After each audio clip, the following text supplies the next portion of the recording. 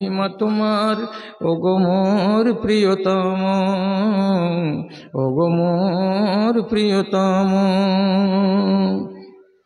পাষাণের গায়ে ঝর্ণা ধারাই, পাষাণের গায়ে ঝর্ণা বিল অনুপম, নিহারি তোমার রূপ মনোহার ওগো মোর প্রিয়তম। নিরাপদে বাড়ি চলে যাও, বাজারে সমাগম না হয়, বিশৃঙ্খলা না হয়, সকালবেলায় আমাদেরকে কুকথা শুনতে না হয়। এটা করার পরেও আবার দেখছি যে এক ঝাঁক মহিলা এসে বসে আছে। তো এটা কমিটির দুর্বলতা না এ মেয়ে ছেলেগুলোর গাজরি, এটা আমার বুঝে আসে না। ওই ঘুরে ঘুরে বাজারে হুড়াহুড়ি চলছে, পা রাখার জায়গা নেই। তো যদি বিশৃঙ্খলাই করবা তো আগে কমিটিকে তোমরা বলতে যে আমরা দিনের বেলায় লিব না, যে আমরা একসাথে মিলেমিশে থাকবো। এতটি মেয়ে ছেলে তোমরা বসে আছো, তোমরা মনে করছো যে আমরা খুব দিনদারের বেটি, দিনদার নাকি? কেন তোমরা বসে আছো এখান করে? কে তোমাদেরকে বললো বসে থাকতে? আর একবার করে আমি কি নিজের মনে মনে মাতব্বরি করছি নাকি? যেখানে ইশতেহারে আলাদা বক্তা করা আছে, যেখানে ইশতেহারে আলাদা টাইম করা আছে, আলাদা টাইম তুমি ভোগ করলে, আর করার পরে আবার পুরুষদের জায়গাতে তোমরা দখলদারি করতে আসলে। এক গাদা লোক দাঁড়িয়ে আছে, বসার জায়গা পায় না, আর তোমরা এখানে দুইটা জায়গাকে দখল করে বসে আছো। মন মিজাজটাই শালা ভেঙে গেল আমার এই শৃঙ্খলাটাকে দেখে। ভাই যারা দাঁড়িয়ে কষ্ট করছেন, বড় ভাই, ছোট ভাই, মেজো ভাই, আপনারা একটু সামনের দিকে চলে আসুন। আল্লাহর রাস্তায় একটু কষ্ট করুন, এদিকে জায়গা ফাঁকা আছে, চলে আসেন আপনারা এক পা করে। যদি বসার ইচ্ছা থাকে তো চলে আসুন, এই হলো কথা। দাঁড়িয়ে থাকবেন না ঢ্যাঁট হয়ে। আচ্ছা, বেশি সময় ধরে বক্তৃতা আমি ভাদু মাদ্রাসাতেও করতে পাই না এবং বাটনা মাদ্রাসাতেও করতে পাই না। এর জন্য আমার কোনো দুঃখ নেই। আমি যেটা পাচ্ছি সেটা আমার জন্য গনিমত এবং হাজারবার লাখ শুকরিয়া আল্লাহ রাব্বুল আলামিনের। আমি চটচট করে কয়েকটা কথা আপনাদের সামনে বলছি, কথার প্রতি একটু সুবিচার করবেন আল্লাহর ওয়াস্তে। আল্লাহ তাআলা বলছেন, এ উম্মতি, এই ছেলেগুলা চুপচাপ হও, বন্ধ করো কথা, কথা বন্ধ করো তাড়াতাড়ি। আল্লাহ তাআলা আমাদের পরিচয় দিতে গিয়ে বলছেন, তোমরা হলে পৃথিবীর মাটিতে সর্বোত্তম কওম বা জাতি। কেন সর্বোত্তম? আমি তোমাদেরকে আবিষ্কার করেছি, প্রস্তুত করেছি এই জন্য যে ভালো কাজের জন্য তোমরা আদেশ করবে, আর মন্দ কাজ থেকে মানুষকে বিরত রাখবে, নিজেও থাকবে, পরকেও বিরত রাখবে। এই দুটি মহান দায়িত্ব আমাদের কাঁধে অর্পিত হয়েছে বলে আল্লাহ তাআলা বলছেন, খায়রে উম্মত, সর্বশ্রেষ্ঠ জাতি তোমরা। এখন আপনি প্রশ্ন করুন বা জানুন কোন আলেমের কাছ থেকে, এই দায়িত্ব কি মুসা নবীর কওম পালন করেনি? এই দায়িত্বটা কি হযরত ঈসা আলাইহিস সালাতু ওয়াস সালামের কওম পালন করেনি? ওদেরকে কেন আল্লাহ রাব্বুল আলামিন খায়রে উম্মত, উত্তম জাতি বললেন না, আর আমাদেরকেই কেন বললেন? সোজা সোজা কথা জেনে রাখবেন, আমার নবী আখেরি নবীর আগে যতগুলো নবী গত হয়েছেন, সমস্ত নবী তিনি ছিলেন এই দায়িত্বে। যতক্ষণ বেঁচে থেকেছেন ততক্ষণ পর্যন্ত তিনি এই দায়িত্ব পালন করেছেন। তারপরে তার উম্মতকে এই দায়িত্বটা আল্লাহ তাআলা দেননি। কোন নবীর উম্মতকে আল্লাহ তাআলা এই দায়িত্বটা দেননি যে তোমরা ভালো কাজের আদেশ করো, মন্দ থেকে নিষেধ করো মানুষকে, এটা তোমাদের উপরে দায়িত্ব ন্যস্ত করা হয়েছে। এইরকম দায়িত্ব আল্লাহ তাআলা কোন উম্মতকে দেননি, দিয়েছেন একমাত্র এই উম্মতকে। কাজে আমাদের রেহাই নেই। যদি বড় আলেম হন তো বড় বড় কথা বলবেন, যদি মেজো আলেম হন তো মেজো টাইপের কথা বলবেন, যদি বাংলাতে হাদিস কোরআন পড়া হয় তো যেইটুকু জানে সেইটুকুই বলবেন। কি আমার চোখের সামনে যদি আমি মুনকার দেখতে পাই তো আমাকে রোধ করতেই হবে, আর আমার চোখের সামনে আমাকে ন্যায্য কথা বলতেই হবে। আপনার যদি বাড়ির রাখালটা হাল চালায় আর আজান পড়ে যায়, তারপরেও যদি হাল বন্ধ না করে, তাহলে আপনার উপরে ফরজ দায়িত্ব, আপনি ওকে বলুন হাল ছাড়, আগে নামাজ পড়, তারপরে আবার হাল ধরবি। এই কাজ একজন চাষিকে করতে হবে। একজন ডাক্তার, সে যদি ডাক্তারি করে যত বড়ই অপারেশন হোক না কেন, যদি আজান পড়ে যায়, অপারেশনকে 5 মিনিটের জন্য ওর অ্যাসিস্ট্যান্টদের হাতে রেখে দিয়ে তাকে ফরজ নামাজে আদায় করতে হবে। এটাই হচ্ছে এই উম্মতের উপরে দায়িত্ব। আর এই জন্য আল্লাহ রাব্বুল আলামিন একে শ্রেষ্ঠ উম্মত বলে ঘোষণা দিলেন। ভাইরা আমার, একটা কথা মনে রাখবেন। কি কথা? যদি আপনি এই দায়িত্ব পালন না করেন তবে কি হবে?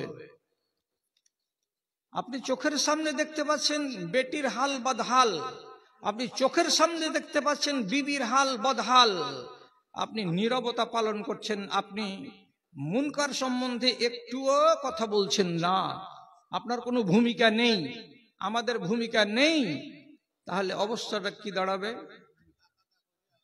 তো আল্লাহর নবী জনাবে মুহাম্মদুর রাসূলুল্লাহ সাল্লাল্লাহু আলাইহি সাল্লাম বলছেন, ইজা রাউন নাসা আল মুনকারা ওয়া লাম ইউগাইয়িরুহু আসা আন ইয়াউম্মা বিহিম আযাবুল্লাহ। যদি কোনো সমাজের লোক হাতটাকে বন্ধ করে নেয়, মুনকারের বিরুদ্ধে কথা বলবে না, মুখে যদি কলু পেটে নেয়, কাউকে কোনো কথা বলতে যাব না, আমি নিজে ভালো আছি, দুনিয়া ভালো আছে, কাউকে যদি কোনো কথা বলতে যাই তাহলে সে মন্দ মনে করবে, আমাকে ভালো চোখে দেখবে না।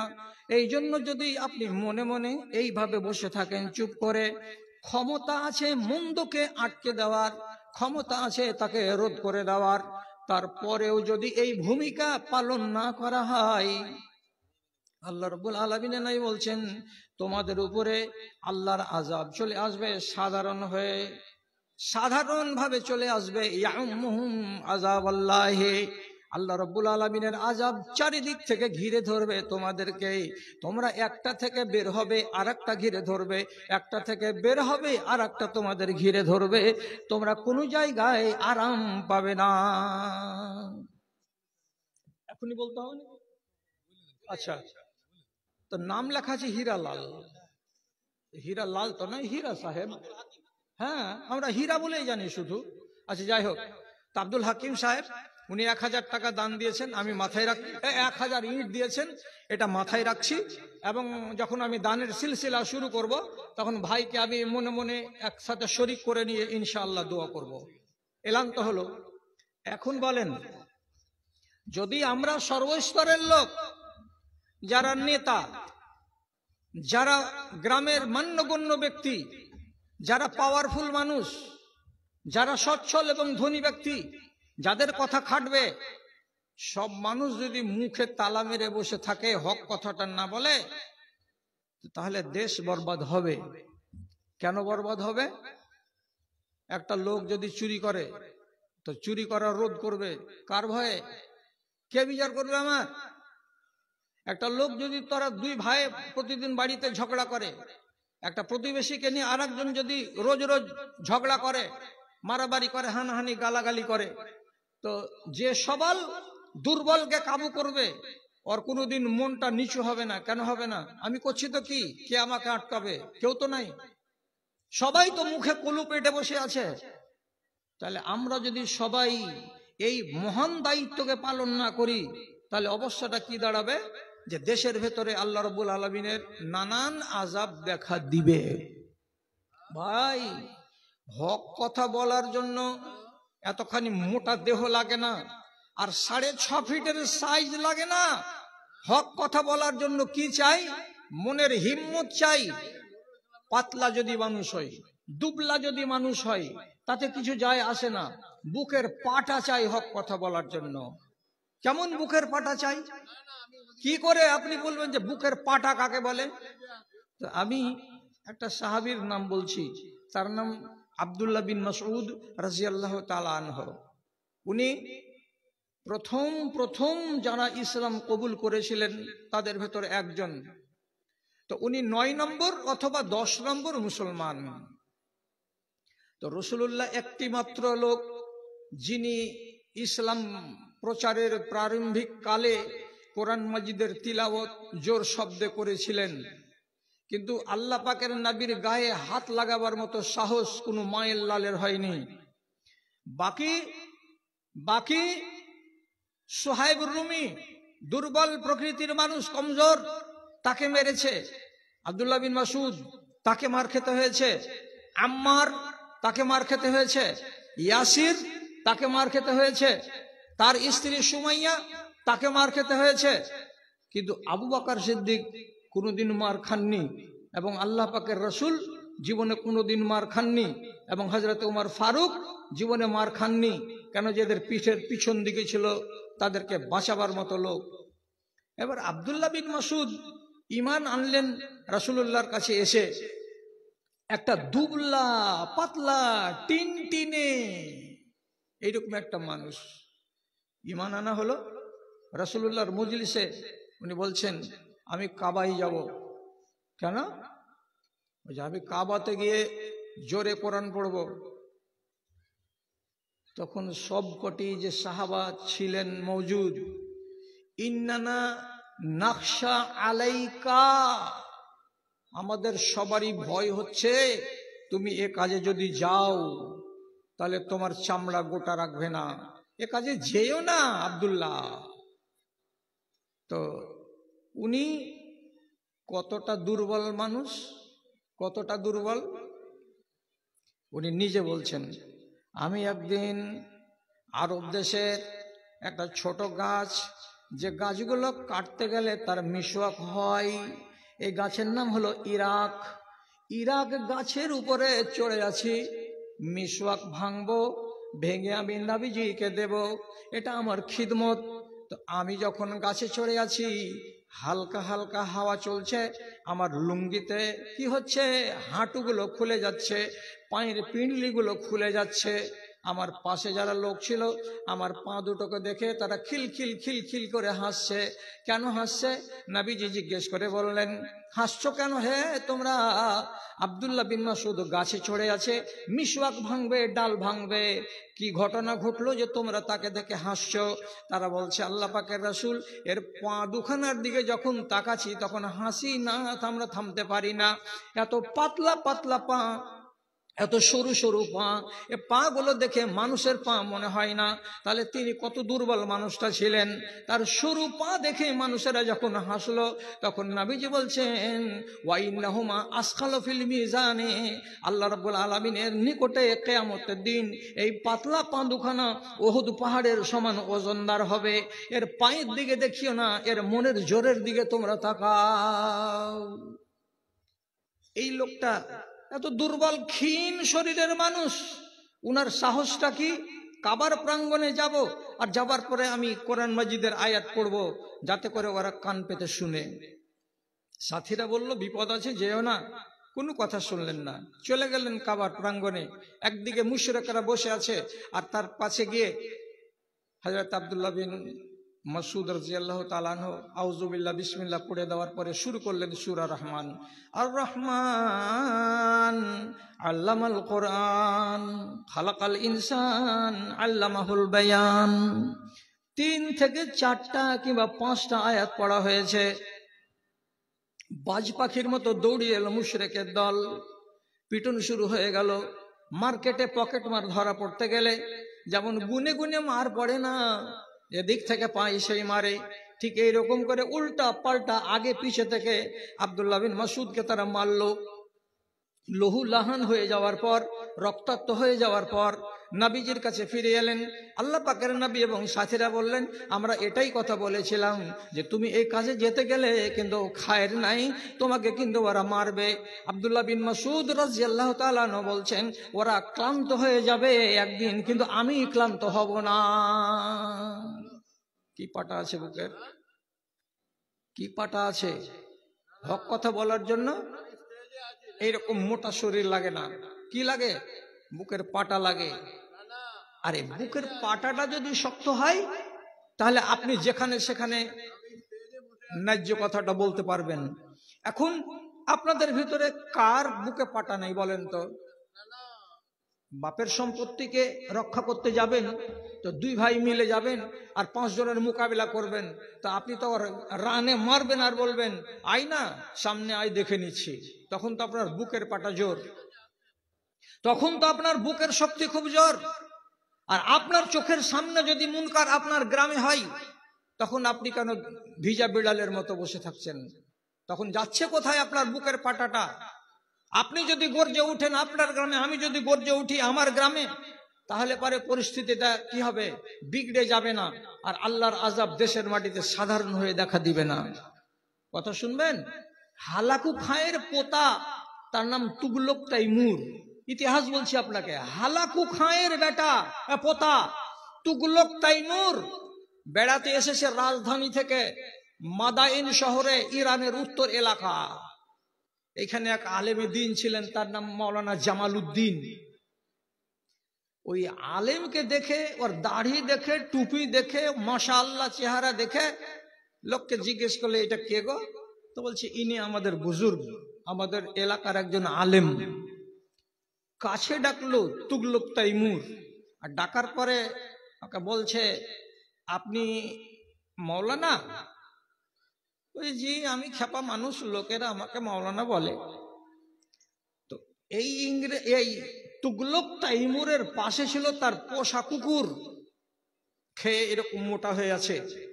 কুকুরের দিকে আঙুল তুলে দেখিয়ে মাওলানা জামালউদ্দিনকে বলছে, আমার মতে আপনার চাইতে আমার কুকুরটা অনেক ভালো। আপনি আমার কুকুরের সমান সমতুল্য নন, আমার কুকুরের সমান মর্যাদা আপনার নাই। ই বলল এক সেন্সে। এই মাওলানা জবাব দিবেন একে কি করে, যেখানে ইনি হচ্ছেন যুবরাজ, অঢেল পাওয়ার হাতে আছে। উল্টা পাল্টা যদি কথা বলি তো এক্ষুনি গলা কেটে দেবে। তাই বলে কি আমি ভেড়া হয়ে থেকে যাব? তখন মাওলানা জামালউদ্দিন বলছেন, সত্যি কথা বলেছেন ভাই, আমি আপনার কুকুরের চাইতে খারাপ এবং আপনিও আপনার কুকুরের চাইতে খারাপ। যদি আমাদের দুইজনের কাছে আল্লাহ রব্বুল আলামিনের দেওয়া দ্বীনটা না থাকে, আর যদি আমার আর আপনার কাছে আল্লাহর দেওয়া দ্বীনটা থাকে, তাহলে কুকুরের চাইতে আমরা অনেক উত্তম। মাথা ঘুরে গেল উত্তর শুনে। কিসের দিন? হ্যাঁ, কেমন দিন? কাকে বলে দিন? তো বলছে রুজিদাতা হলেন আল্লাহ। একেও রুজি দেয়, আমাকেও রুজি দেয়। আমার দায়িত্ব হলো আল্লাহ রুজি খাওয়ার পরে কপালটাকে জমিনে তার নামে ফেলে দেওয়া। কিন্তু কুকুরের দায়িত্ব এটা নয় যে আল্লাহর নামে ইবাদত করবে, কেন এরা হলো জানোয়ার। কিয়ামতের দিন আল্লাহ রাব্বুল আলামিন প্রত্যেকটা জানোয়ারকে মাটি বানিয়ে দেবেন, মাটি হয়ে যাবে, কেউ তারা জানোয়ার হয়ে আল্লাহর সামনে আর থাকবে না। কিন্তু তুমি আর আমি মানুষ হয়ে মরব, মানুষ হয়ে জন্মেছি। আমলটা যদি ভালো না হয়, দিন যদি আমার কাছে না থাকে, কিয়ামতের দিন আফসোস করে মরতে হবে, তখন আমাকে জাহান্নামে যেতে হবে। সেই দিন আমি কেমন হলাম? তো কুকুরের চাইতে আমি খারাপ হয়ে গেলাম। কেন কুকুরের চাইতে খারাপ? কুকুর হয়ে যদি মরতাম তাহলে কুকুরের হিসাব হতো না, মানুষ হয়ে মরে যাচ্ছি, এই জন্য আমাকে জাহান্নামে যেতে হচ্ছে। তাহলে কুকুরটাই ভালো আর আমি হলাম মন্দ। আর যদি দিন নিয়ে মরি তো আল্লাহ রাব্বুল আলামিনের ইরজামন্দি পাবো, আমি জান্নাতে যাব। কুকুরটা থেকে হাজার গুণে আমি উত্তম। শুধু আমি নই, তুমিও উত্তম। দিন যদি তোমার কাছে থাকে তাহলে। মাথাটা বন বন করে ঘুরে গেল। হ্যাঁ হে, একে তো খালি আলেমই বলছুন, কিন্তু ই তো এমন বাংঠা লাগা কথা বললো যে আমাকেও ফাঁসিয়ে রেখে দিল। আমিও কুকুরের থেকে ভালো নই যদি আমার কাছে দিন না থাকে। কথাটা শুনে এবার বলছে, আপনি যদি আমার কাছে 1 বছর পরে আসেন, তা আপনার সাথে আমি আরো 1 ঘন্টা কথা বলবো এবং আমি আমার ভেতরে দিন নিয়ে আসার চেষ্টা করব। কেন? আমি 1 বছর পরে রাজা হয়ে যাব, তখন আপনি আমার কাছে আসবেন। আল্লাহ তাআলা মৌত দিয়ে দিলেন মাওলানা জামালউদ্দিনকে, যেতে পারলেন না। 1 বছর পরে যে যেতে হবে তার দরবারে, সুযোগটা হলো না। মরবার কালে তিনি নিজের ছেলে রাশিদউদ্দিনকে পাশে ডেকে বলছে, বেটা, একজন যুবরাজের সাথে আমার ওয়াদা করা আছে, 1 বছর পরে তিনি আমাকে ডেকেছেন, তার কাছে আমাকে দিনের দাওয়াত পৌঁছাতে হবে। আমি কথা দিয়ে রেখেছি, আমার মরণ হয়ে গেল, আমার পরে আমার ওসিয়তটাকে বাহাল রাখবে, তোমাকে দায়িত্ব দিলাম। যেমন করে হোক মাদিয়ান শহরে গিয়ে তুগলক তাইমুরের কাছে গিয়ে আল্লাহর দাওয়াতটা পৌঁছে দেবে, সে ঈমান আনবে, সে নিজের জিন্দেগিটাকে কামিয়াব বানাবে। আমরা যেমন আল্লাহর রাস্তায় জিন্দেগিকে কামিয়াব বানিয়েছি। ওসিয়ত মোতাবেক বেটা রশিদউদ্দিন চলে গেল রাজদরবারে, লোকেরাকে বলছে একটু দেখা করিয়ে দেন না বাদশার সাথে। যে ধর, বাড়ি কোথায়? ইরান দেশ, ইরানের লোককে আমরা ভালো চোখে দেখি না, চলো এখান থেকে হটো। যাকেই বলে তাড়িয়ে দেয়, যাকেই বলে তাড়িয়ে দেয়। কি করে বাদশার মোলাকাত পাওয়া যাবে? কেমন উপায় করব? বুকের পাটা দেখেন। এবার রাত্রি 5টার সময় ফজরের আজান হয়। রাজদরবারে যেখানে রাজার বাড়ি, যেখানে তুগলক তাইমুরের বাসস্থান, ওই আবাসের সামনে গিয়ে 5টার সময়তে শুরু করে দিল আজান। আসসালাতু খায়রুম মিনান নাওম। যে আওয়াজ এরা মানে না কিন্তু জানে, মুসলমানেরা এটা আজান দেয় নমাজের কালে, এ কথাটা তাদের জানা আছে। কথাটা জানলো যে এমন আওয়াজ কে দিল, আমাদের এখানে তো আওয়াজ দেওয়ার কোনো লোক নাই। ঘেরো ঘেরো, ধরো ধরো, তাড়াতাড়ি করো। মিলিটারিরা সজাগ হয়ে গেল, লোকটাকে ধরে নিল। আর যেমনি ধরে নিল, সাথে সাথে তাকে আসামি সাব্যস্ত করলো। আর আসামি সাব্যস্ত করার পর তারা ফয়সালা করলো, আগামীকাল 8টার সময় যখন দরবার লাগবে, তখন রাজার সামনে তোমাকে পেশ করা হবে। রাজা যদি শুলি দিতে বলে তো শুলি দেওয়া হবে, রাজা যদি কতল করতে বলে তো কতল করা হবে। অতএব তোমার হায়াত কতক্ষণ? তো বেলা 8টা পর্যন্ত। যা করার আছে, যা বলার আছে বলে নাও এবং করে নাও। মনে মনে বলছে, আমি তো রাজারই সাক্ষাৎ পেতে চাই, তোমরাকে বললাম তো সাক্ষাৎ দিলে না, এবার তো তোমরা সাক্ষাৎটা দিবে আমাকে। 8টার সময় মজলিস বসলো, বাদশার সামনে হাজির করা হলো। কে তুমি? আমার নাম রশিদউদ্দিন। বাড়ি কোথায়? আমার বাড়ি হচ্ছে মাদায়েন। আমার বাপের নাম মৌলানা জামাল উদ্দিন। আপনি 1 বছর আগে আমার বাবাকে বলেছিলেন আমার কাছে আসবেন, তা আপনার সাথে আমার কথা আছে, আমি আমার জীবনকে বদলাবার চেষ্টা করব। তো আমার বাবা মরে গেছেন, আমি সেই দায়িত্ব নিয়ে তার ওসিয়ত অনুযায়ী আপনার কাছে এসেছি আপনাকে ওই মেসেজটা দিতে। সাথে সাথ বাদশা বলছে, এই আমার সভাসদেরা, যা যা যা যা, দূরে যা, দূরে যা, ভাগ ভাগ, এখান থেকে চলে যা, এই লোকটাকে আমার পাশে থাকতে দে। হতবাক, হতবাক সবাই। বাবা তুমি এ কাজ কেমন করে করলে? বলছে, হুজুর সারাদিন চেষ্টা করলাম আপনার সাথে মুলাকাত করার, কেউ সুযোগ দিল না। সুযোগ যখন পেলাম না, তখন বুকে সাহস করলাম, জীবন যাবে না হয় থাকবে, আজান দিয়েই ফেলবো। আর এই সাহস নিয়ে যখন দাঁড়ালাম, যেমনি আজান দিলাম, আপনার লোকেরা এসে তেড়ে ধরলো, আমাকে আসামি হিসেবে আপনার কাছে পেশ করেছে। বলুন আপনার ফয়সালা কি? আমাকে শুলি হবে না ফাঁসি হবে? যেটা হবে হোক। চোখের পানি ঝরিয়ে তুগলক তাইমুর বলছে, তোমার আব্বাকে যদি পেতাম তা আজকে আমি উনার হাতে হাত দিয়ে আমার নিজের ইমানটাকে ঘোষণা করতাম। তোমার বাপ বেঁচে নাই তো কি, তুমি যখন বেঁচে আছো তুমি আমার কাছে সব। তোমার সামনে আমি ঘোষণা করব আমার ইসলামকে।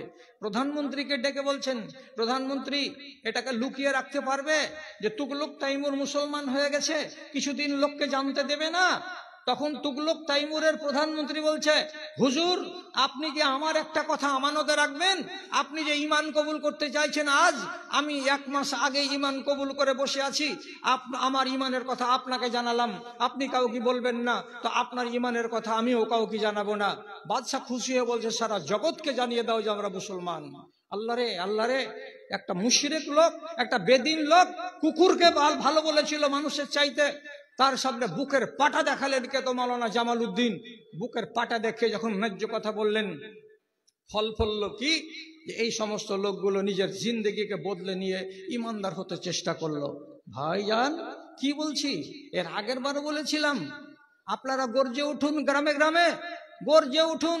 কেমন গর্জে উঠবো? মুনকারকে যদি থামতে না পারেন, বয়কটের সিস্টেম চালু করেন, গায়ে গায়ে দেশে দেশে। পড়বো না তোমার জানাজা, তোমার কথা যদি শুনতে পাই যে তুমি মদখোর, কি করবে তুমি? আমার জমিকে দখল করে নেবে? যাব না তোমার মেয়ের জানাজায়, তোমার মেয়ের বিয়েতে যদি শুনতে পাই যে তোমার মেয়েকে তুমি, তোমার জামাইকে 1.5 লক্ষ টাকা দিয়ে তুমি কিনে নিয়েছো। গর্জে উঠুন, যারা আলেম ওলামা আছেন তারা গর্জে উঠুক যে না, আমরা এই অন্যায় কাজে যাব না। হায়দ্রাবাদ টাউনের 29 জন ইমাম একসঙ্গে কাগজে লিখিত করে নিয়েছে, হায়দ্রাবাদ শহরের ভেতরে কোনো বাড়িতে যদি পণ নিয়ে বিবাহ হয় তাহলে আপনি বিবাহ পড়াবেন না। আপনাকে যদি বরখাস্ত করে দেয় একজন ইমাম, তাহলে বাকি 28 জন ইমাম আমরা একসঙ্গে রিজাইন দিয়ে দেব। এদের রুজির, আমাদের রুজির মালিক এরা নয়, আমাদের রুজির মালিক আল্লাহ। একজনকে যদি বরখাস্ত করে তো বাকি 28 জন আমরা থাকবো না, রিজাইন দিয়ে দেবো, আমরা চলে যাব। এক বাক্যে সই করো কাগজে। 29 জন ইমাম যখন সই করে দিয়ে নাগরিকদের জানিয়ে দিল, আল্লাহর কসম খেয়ে বলছি সেখানকার লোকেরা বাধ্য হয়ে গেল যে না, মুনকারকে করা যাবে না। ভাই কি করা যায় না? আপনি গর্জে তো উঠুন আগে। আমি সময়ের সাথে বাধা আছি, আমি লম্বা আওয়াজ করতে পারবো না। আমি আমার ঘড়ির দিকে দেখে কথা বলছি এবং আমি একটু এদিক ওদিক করবো না আপনার সামনে। যখন হযরতে আলী রাদিয়াল্লাহু তাআলা আনহু মার্ডার হয়ে গেলেন, বেটা হযরতে হাসানকে খলিফা বানানো হলো। হযরতে হাসান রিজাইন দিয়ে দিলেন, তারপরে আবার বিষ দিয়ে মারা হলো। তারপরে হযরতে হুসাইন রাদিয়াল্লাহু তাআলা আনহুকে খলিফা করা হলো। হযরতে হুসাইন শহীদ হয়ে গেলেন কারবালার প্রান্তরে। তারপরে এই শৃঙ্খলা থেকে মক্কা আর মদিনার লোক মিলে জুলে আব্দুল্লাহ বিন জুবাইরকে এরা খলিফা মেনে নিল। আর ওই শৃঙ্খলাতে হযরতে মুয়াবিয়া, মুয়াবিয়ার পরে তার বেটা ইয়াজিদ, ইয়াজিদের পরে তার বেটা মুয়াবিয়া, এই করে ওদিকে একটা সিলসিলা চলতে লাগলো। একই টাইমে ইসলামী রাষ্ট্রে দুই দিকে দুটা করে রাজা, দুটা রাজা। আব্দুল্লাহ বিন জুবাইরকে মুঠাতে আনবার জন্য হযরতে মুয়াবিয়া রাদিয়াল্লাহু তাআলা আনহুর পক্ষ থেকে না, ওই চেনের লোক হাজ্জাজ বিন ইউসুফকে দায়িত্ব দিল, যেমন করে পারো আব্দুল্লাহ বিন জুবাইরকে কাবু করো, এবং একে না মারতে গেলে মক্কা মদিনা আমাদের দখলে আসবে না, মক্কা মদিনা আমাদের খেলাফতের আন্ডারে আসবে না। এই হলো মেন গুরু, একে মারতে হবে, একে কাবু করতে হবে। শেষ পর্যন্ত চড়াই হয়ে গেল মক্কার মাটিতে। মেশিন ব্যবহার করা হয়েছিল, তার নাম মিনজেনিক, পাথর ছুড়া। সেই পাথর ছোড়া মেশিন দিয়ে এত পাথর ছুঁড়েছিল যে কাবার ঘরের জায়গা জায়গা দেয়ালে দেয়ালে ছেদ পড়ে গেছিল। সেই যুগে ছিল মুসলমানদের হাতে এই বানানো ট্যাঙ্ক। ব্যবহার করেছিল কে? হাজ্জাজ বিন ইউসুফ। শেষ পর্যন্ত আব্দুল্লাহ বিন জুবাইর নিজেকে বাঁচাতে পারলেন না। হাজ্জাজ বিন ইউসুফ আব্দুল্লাহ বিন জুবাইরকে খেজুরের গাছের উপরে দিনে দুপুরে ঝুলিয়ে দিলেন শুলিতে। তিনি মারা গেলেন, ঝুলন্ত অবস্থায় রয়েছে। একটা লাশ হয়ে একটা মানুষ, একটা নেককার আল্লাহর বান্দা, এক সাহাবী ঝুলছে খেজুরের গাছে। ওইখান দিয়ে আব্দুল্লাহ উমর রাদিয়াল্লাহু তাআলা আনহু যাচ্ছিলেন। আর যাওয়ার পরে মরা মানুষের দিকে তাকিয়ে বলছেন, আসসালামু আলাইকুম, আপনার উপরে শান্তি বর্ষিত হোক। আপনাকে আগে বলেছিলাম আপনার পরিণাম খারাপ হবে। আসসালামু আলাইকুম, আপনার উপরে আল্লাহর শান্তি বর্ষিত হোক। আমি আগে বলেছিলাম পরিণাম ভালো হবে না। আসসালামু আলাইকুম, আপনি এ কাজে চলে এসেছেন কেন? আমি আগেই বলেছিলাম। দেখেন কি হলো আপনার দুর্গতিটা। মানুষেরা আপনাকে আজ ভালো বলে মানলো না, শুলিতে চড়িয়ে দিল, আপনাকে শাহাদাত বরণ করতে হলো। 3-4টা কথা বলে আব্দুল্লাহ বিন উমর ওখান থেকে চলে গেলেন। জানতে পারলেন কে? হাজ্জাজ বিন ইউসুফ। কি জানতে পারলেন? একটা নেককার সাহাবী এর মরা মানুষটা সম্বন্ধে এই কথাটা বলেছে। তখন তিনি অর্ডার করলেন, লাশটাকে নিচে নামাও। আর নামাবার পরে নামিয়ে যখন দেওয়া হলো, বেহুরমাতি করে ইহুদিদের কবরস্থানে আব্দুল্লাহ বিন জুবাইরের লাশটাকে ফেলে দেওয়া হলো। তারপরে বলা হচ্ছে কি, এর মা, এর নাম হলো আসমা বিনতে আবি বকর। আবু বকরের বড় বেটি আসমা, আর আবু বকরের ছোট বেটি হলো হযরতে আয়েশা। আয়েশার বোন আসমা, আর আসমার বেটা হলো আব্দুল্লাহ বিন জুবাইর। তাকে এইরকম নির্মম হত্যা করে দেওয়ার পর হাজ্জাজ বিন ইউসুফ একটা লোককে পাঠিয়ে আসমাকে গিয়ে বলছে, আসমা তোমাকে ডেকে পাঠিয়েছে। কে? তো হাজ্জাজ বিন ইউসুফ। কেন ডেকে পাঠিয়েছে? ওখানেই কথা হবে, তুমি চলো আমার সাথে। হযরতে আসমা বললেন, আমি যাব না, যাব না। হাজ্জাজ বিন ইউসুফ পিয়নকে পাঠালো। তাতে কি বলছে পিয়ন?